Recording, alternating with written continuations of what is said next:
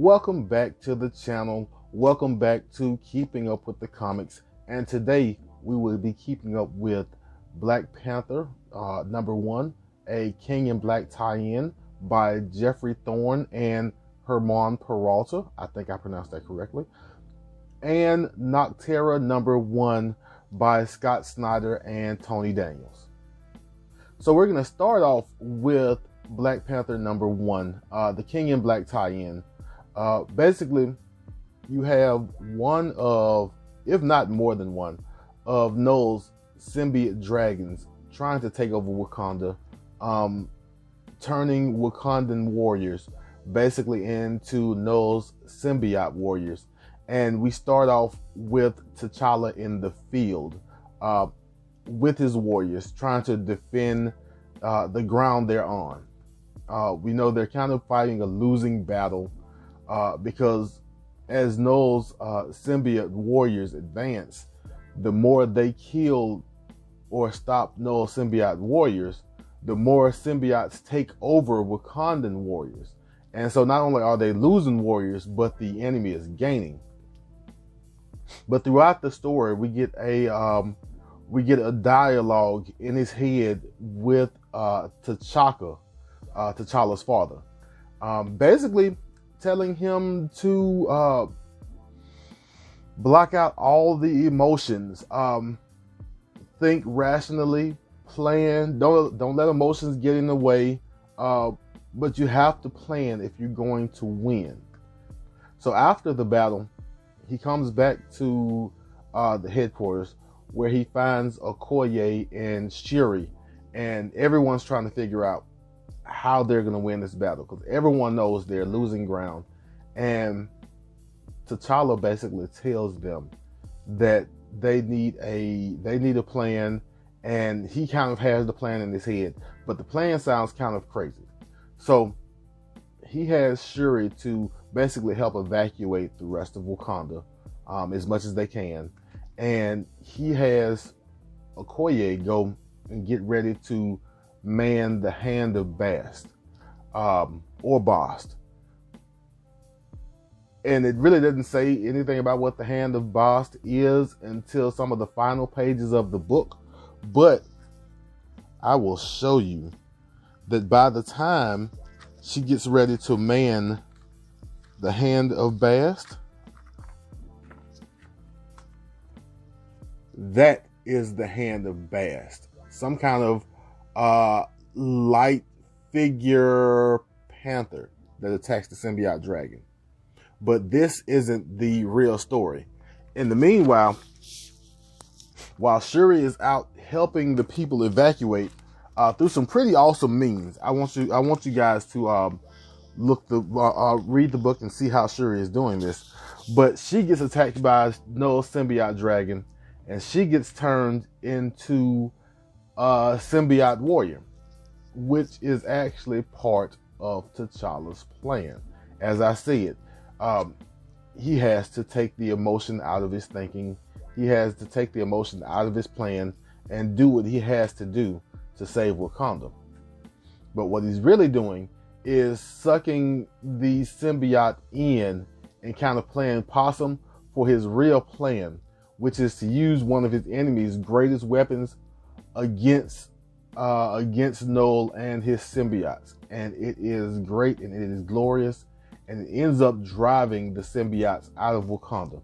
I won't get into what the weapon is and how it's used because, like I said, I want you guys to check out the book, but it is great.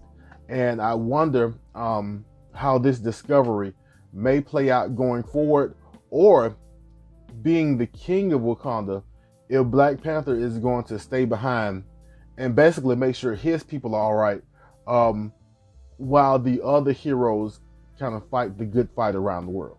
But again, that was Black Panther #1, the King in Black tie-in, and it was a really good book to me. I really enjoyed it. Really good one shot.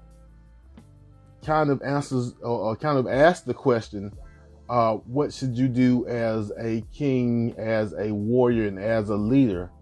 And kind of poses the situation where you're not emotionally tied to your actions in battle. So my next book is Nocterra #1 by Scott Snyder and Tony Daniels. It is an image book, and in my opinion, this was great. I can already see that I'm going to follow this book up and maybe put the ongoing on my pull list. Basically, it's about a character named Vale, the cover character, which, if we can take a second and appreciate this Boss Logic cover, I think it's cover C. There were a lot of covers for this book, including incentive covers, 1 in 10s, 1 in 25s, 1 in 100s, and so on and so forth. But this cover here was basically cover price, and I don't imagine myself picking up any more of the incentive covers or any of the greater than cover price covers when I have this one. Either way, our character Val here is basically a ferryman driving people back and forth 13 years after the sun went away and darkness fell over the earth. But not just any darkness. This darkness is poisoning plants and animals and even people and turning them into crazy creatures. And so she has to basically ferry people and goods and products back and forth from station to station, trying to keep in the light and keep people alive. It also introduces us to her guy in the chair, who is really, really interesting and really important. I won't spoil who the guy in the chair is, but I want you guys to read it and kind of see how you like the twist on the guy in the chair. It introduces us to friends. There's a bellwether who kind of helps her out. And it also introduces us to a couple of unnamed characters. I may have to go back and read to see if they do have they are named, but a couple of unnamed characters. And towards the end, there is a character named Black Top Bill who is chasing her, but not chasing her, chasing her for one of our unnamed passengers, who apparently is the one who put out the sun. I will leave it at that. But it is a good book. I highly recommend you pick up issue #1, and I'm definitely going to pick up issue #2 and follow this story. That is it for this episode of Keeping Up with the Comics. I hope you saw something you liked. I hope you enjoyed yourself. I hope you saw a book that you are interested in picking up, because that is the main reason we are here.